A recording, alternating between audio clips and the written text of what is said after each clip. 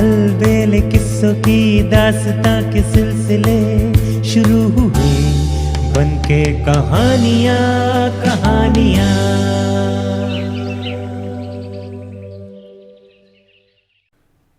आइए सुनते हैं आज की कहानी कुटेव का परिणाम। अगले दिन पौ फटते ही बुलाखीराम उठा और सीधा उस ओर को चल पड़ा जहां उसने पिछली शाम को वो दृश्य देखा था। जब उस मकान के पास पहुंचा तो घर के दरवाजे पर एक मोटा सा ताला लटका हुआ देखा। फिर उसने दाएं बाएं नजरें दौड़ाई तो कुछ आगे उसे जमीन में ताजी खोदी हुई मिट्टी दिखाई दी, जिसे बड़े प्रयत्न से एकसार कर दिया गया था।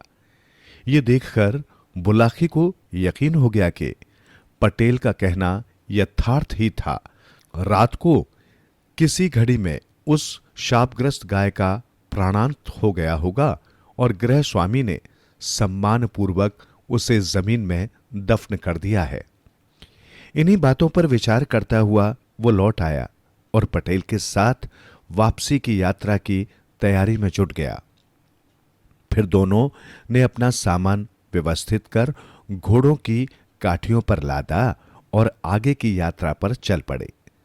सारे दिन की यात्रा करके वे एक नए नगर में पहुंचे और रात्रि विश्राम के लिए एक मुनासिब सा स्थान देखकर ठहर गए।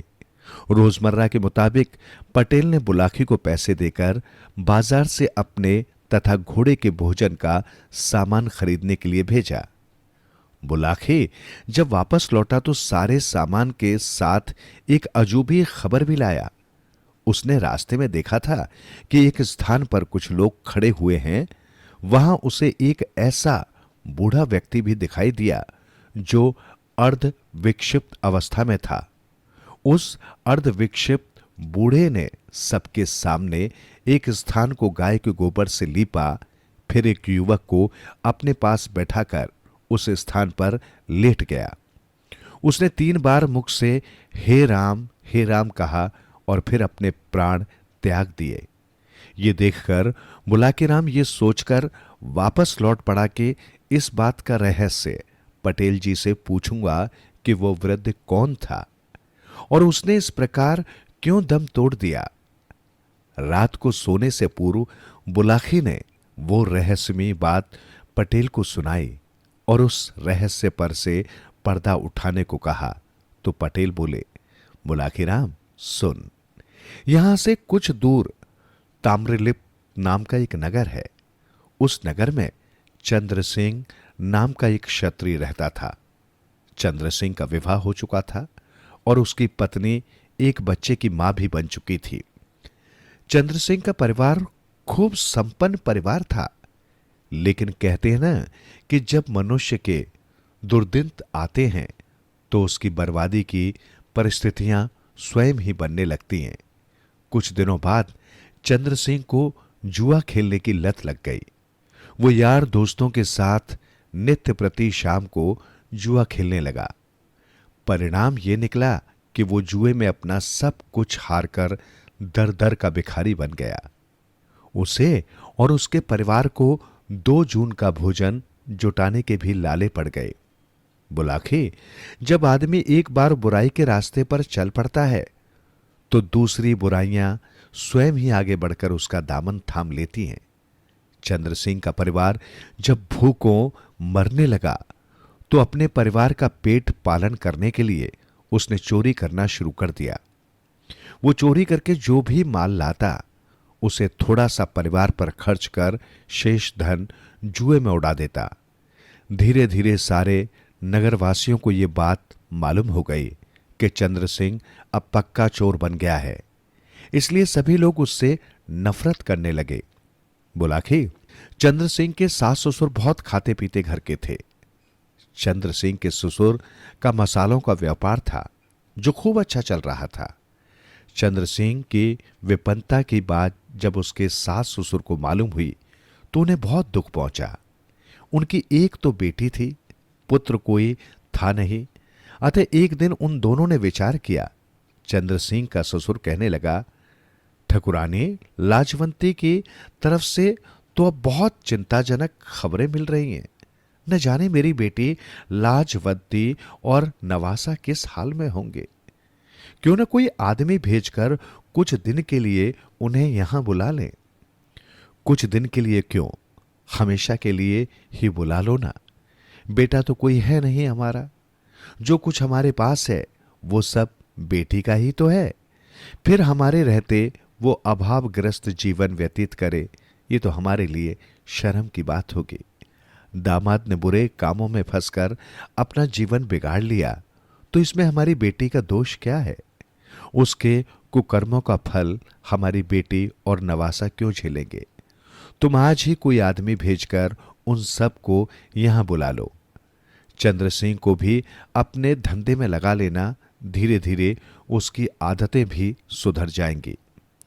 चंद्र सिंह की सास ने कहा। फिर ऐसा ही किया गया। चंद्र सिंह के ससुर ने चंद्र सिंह और उसके परिवार को अपने पास ही बुला लिया। चंद्र सिंह के जिम्मे दुकान की जिम्मेदारी सौंप दी और सोच लिया कि उसका दामाद कुछ सुधर जाएगा। बुलाखे ससुराल में आकर चंद्र सिंह कुछ दिन तो ठीक ढंग से रहा, लेकिन फिर उसकी बुरी आदतें उस पर हावी होने लगी। मौका देखकर वो बाहर जाने लगा और ऐसे लोगों की खोज करने लगा जो उसी की तरह जुए के शौकीन हो। कहावत है कि शक्कर खोरे को शक्कर और मूंजी को टक्कर। जिस आदमी को जैसे लोगों की चाहत होती है, वो अपने जैसे लोग ढूंढ ही लेता है। चंद्र सिंह ने भी इस नए शहर में अपनी ही जैसी आदत वाले कुछ लोग ढूंढ लिए और वो फिर से उनके साथ जुआ खेलने लगा। इसके लिए वो गाहे बगाए दुकान के गल्ले में से पैसे भी चुरा लेता और उन्हें जुए में उड़ा देता। ससुर को ये बात मालूम भी हो जाती कि उसकी दुकान के गल्ले से पैसे चोरी हो रहे हैं, किंतु वो ये सोचकर आंख मीच लेता कि बहती नदी के जल से कुछ जल निकल भी गया तो कौन सी विशेष हानि होने वाली है। बहरहाल वक्त इसी तरह से आगे सरकता रहा। एक दिन की बात है, दोपहर का समय था। चंद्र सिंह अपने ससुर की दुकान पर बैठा हुआ था।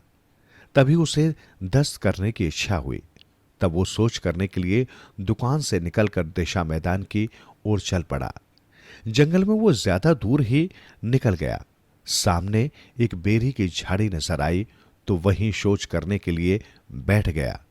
उस झाड़ी के निकट एक बबूल का पेड़ था, जिस पर एक जिन्न का निवास था। जिन्न ने जब उसे शौच कर्म करते देखा तो उसे चंद्र सिंह पर बहुत गुस्सा आया। उसने उसे सजा देने का निर्णय कर लिया। शौच कर्म से निपटकर चंद्र सिंह वापस लौटा और दुकान के काम में लग गया।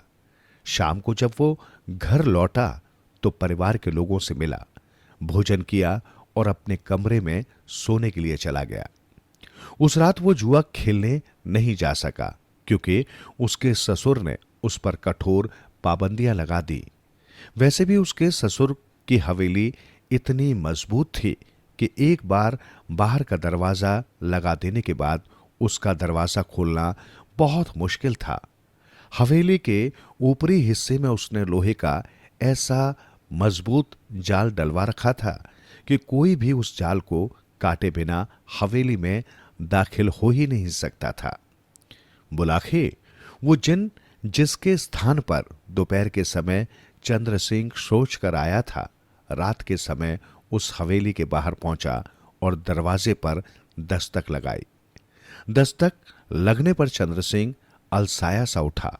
उसने दरवाजे के निकट जाकर पूछा, कौन हो भाई? तुम्हारा एक दोस्त, दरवाजे के बाहर से जिन्न ने उत्तर दिया। तुम्हें जुआ खेलने के लिए निमंत्रित करने आया हूं। मजबूरी है दोस्त, चंद्र सिंह बोला। मैं बाहर नहीं आ सकता। अंदर से दरवाजे पर मजबूत ताला लगा है और चाबी मेरी पत्नी के पास है। चाबी की चिंता मत करो, जिन्न ने कहा। बस तुम ये बता दो कि जुआ खेलने की इच्छा है तुम्हारे मन में। चाहता तो हूं, लेकिन ताला।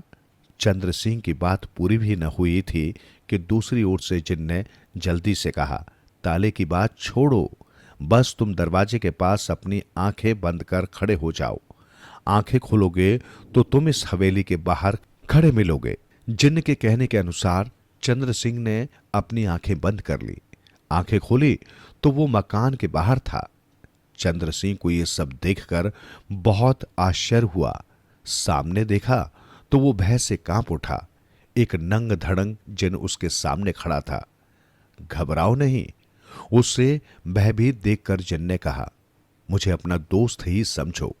ये कहकर जिन ने उसका हाथ पकड़ा और अपने स्थान की ओर ले चला। बुलाखे जिन उसे लेकर उसी बेरी की झाड़ी के पास पहुंचा। उसने वहां पहुंचकर कोई संकेत किया तो एक स्थान पर जमीन फट गई और नीचे की ओर जाती सीढ़ियां नजर आने लगी। सीढ़ियां उतरकर जब दोनों नीचे पहुंचे तो चंद्र सिंह ने स्वयं को एक सजे सजाए बहुत ही खूबसूरत कमरे में खड़ा हुआ पाया। कमरे में एक खूबसूरत पलंग बिछा हुआ था, जिस पर जुआ खेलने में उपयुक्त सारा सामान भी रखा हुआ था। सारी रात चंद्र सिंह और वो जिन जुआ खेलते रहे। सुबह मुर्गे ने बाग दी तो चंद्र सिंह सचेत हुआ।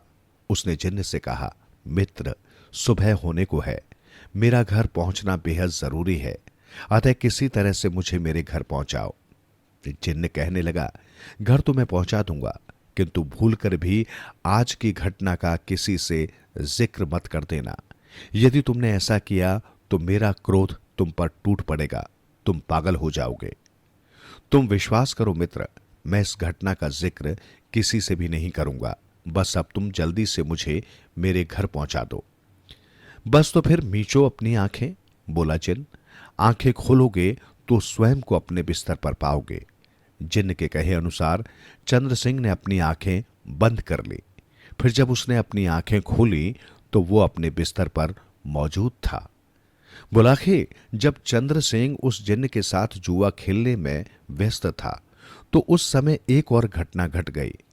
अर्धरात्रि के समय चंद्र सिंह की पत्नी उसके कमरे में यह देखने के लिए पहुंची कि उसका पति चैन से सोया हुआ है या नहीं। पर जब उसने उसका बिस्तर खाली देखा तो वो सन्न रह गई। दरवाजे की ताली उसके पास थी, फिर वो बाहर कैसे चला गया? उसने अपने पिता को जगाया और सारी बात बताई। सुनकर उसका पिता भी आश्चर्यचकित रह गया। हवेली में कई कमरे थे। सारे कमरों में चंद्र सिंह की तलाश की गई, किंतु जब वो किसी कमरे में नहीं मिला तो वे लोग ये सोचकर सो गए कि सुबह देखेंगे। सुबह हुई। चंद्र सिंह की पत्नी फिर अपने पति के कमरे में पहुंची। ये देखकर उसके आश्चर्य का ठिकाना न रहा कि उसका पति तो अपने बिस्तर पर पड़ा हुआ खर्राटे भर रहा था। वो दौड़ी हुई अपने पिता के पास पहुंची और ये बात बताई। सुनकर चंद्र सिंह का ससुर भी आश्चर्य करने लगा। उसे चंद्र सिंह के एकाएक इस प्रकार रात के समय अपने कमरे से गायब हो जाने और फिर प्रकट हो जाने में कुछ रहस्य प्रतीत हुआ। तब उसने अपनी पुत्री से कहा, बेटे, तुम अपने पति के कमरे में जाओ, सामान्य ढंग से उससे बातचीत करो। रात की घटना का उससे कोई जिक्र मत करना, बस नित्य की बातें ही पूछना और उसे बातों में उलझाकर ये रहस्य जानने की कोशिश करना कि रात को वो दरवाजे पर ताला लगा होने पर भी बाहर कैसे चला गया और फिर वापस कैसे आ गया। जी पिताजी, ऐसा कहकर चंद्र सिंह की पत्नी अपने पिता के कमरे से बाहर निकल आई और अपने पति के कमरे में चली गई। चंद्र सिंह की पत्नी ने धीरे से उसे झकझोरा, बोली, एजे, अब उठ भी जाओ, सुबह हो चुकी है, तैयार होकर दुकान पर भी जाना है। चंद्र सिंह आंखें मलता हुआ उठा, पत्नी को देखकर मुस्कुराया और बोला, कितना समय हो गया है? 9 बज रहे हैं, बस अब फटाफट तैयार हो जाओ, मैं नाश्ता तैयार करती हूं, कहकर वो रसोई घर में चली गई।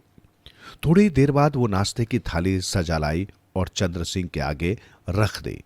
चंद्र सिंह ने पहला ही गिलास खाया था कि उसने अपना हाथ रोक दिया। पत्नी ने पूछा, क्या हुआ? नाश्ता अच्छा नहीं है क्या? नाश्ता तो ठीक ही है, चंद्र सिंह बोला, लेकिन उस भोजन के आगे बेकार सा लग रहा है जो मैंने रात को खाया था। रात कहीं बाहर चले गए थे आप? पत्नी ने पूछा। चंद्र सिंह जिनकी चेतावनी भूल गया, जिसने रात की घटना को किसी से भी बताने से सख्ती से मना कर दिया था, उसने पत्नी से कह दिया, हाँ, गत रात अपने एक मित्र के घर चला गया था। वहां बहुत लजीज भोजन खाने को मिला था, मगर ताला तो बंद था। फिर आप बाहर कैसे चले गए? पत्नी ने एकाएक पूछ लिया। पत्नी के ये पूछने पर चंद्र सिंह हिचकिचा गया। उसने उसकी बात का कोई जवाब न देकर चुप्पी साध ली। लेकिन जब उसकी पत्नी बराबर आग्रह करती रही तो उसने जिन्न वाली बात बता दी। बस फिर क्या था, जिन्न के कोप का कहर उस पर टूट पड़ा। उसी समय से वो पागल हो गया। उसके सास ससुर ने उसका बहुत इलाज कराया, किंतु चंद्र सिंह किसी भी तरह से ठीक न हुआ। पागलपन में वो 20 साल तक मारा मारा फिरता रहा। उसे अपनी पत्नी और अपने उस बच्चे की भी कोई चिंता न रही जो अब तक पूर्ण युवक बन चुका था। इन 20 सालों में कई घटनाएं हुई। चंद्र सिंह के सास ससुर स्वर्ग सिधार गए। उसकी पत्नी भी उसकी पागलपन का गम न सह सकी और एक दिन वो भी चल बसी। परिवार में रह गया सिर्फ उसका बेटा सूर्य कुमार। बुलाकी भटकता भटकता एक दिन चंद्र सिंह इस नगर में आ पहुंचा। यहां उसका कोई दूर का रिश्तेदार रहता था, अतः वो उसके यहां पहुंच गया। उसने अपने उस रिश्तेदार से आग्रह किया कि किसी तरह वो उसके पुत्र को यहां बुलवा दे। उसके आग्रह पर उसके रिश्तेदार ने उसके पुत्र सूर्य कुमार को यहां बुलवा लिया। चंद्र सिंह को शायद अपनी मृत्यु का पूर्व आभास हो गया था, अतः उसने उस रिश्तेदार के मकान के सामने एक स्थान को अपने हाथों से गाय के गोबर से लीपा। फिर अपने पुत्र का हाथ लेकर उस लीपे हुए स्थान पर लेट गया। मुख से 3 बार हे राम कहा और अपने प्राण त्याग दिए।